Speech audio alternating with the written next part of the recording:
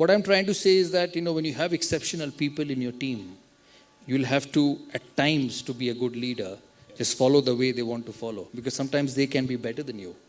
A leader, as I've always said, is not just my way or highway. It's about adjusting to the greats you have in the dressing room. There's something else, though, Saurav, which is that in your time, you found that a lot of people say that they owe their career success to their captain. So whether it's a Bhaji or a Zahir or a Viru or UV, they all say that, hey, we had a captain backing us.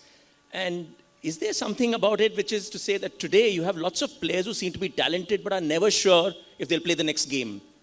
So I think that's something Virat needs to probably work on it a bit.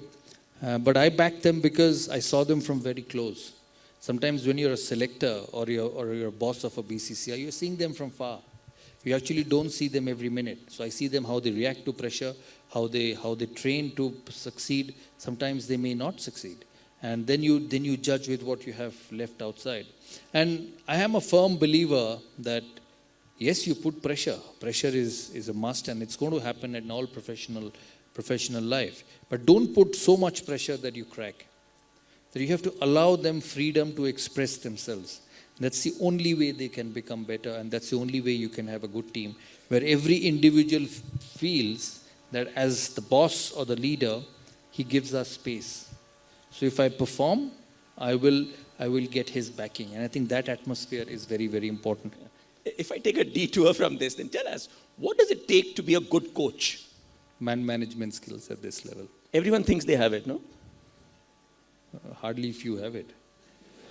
So you've seen this kind of replay in recent times when you helped select a coach for Virat's team. And you've seen a bit of a challenge again between captain and coach. So what is it that, what do you need to be careful about? I think the coach has to take a back seat in cricket. It's not like football. A lot of the current cricket coaches start to believe that I'm going to run a cricket team like a football team.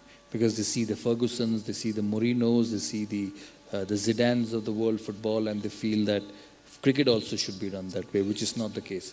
Cricket is a captain's game, and the coach has to take a back seat, which is very important.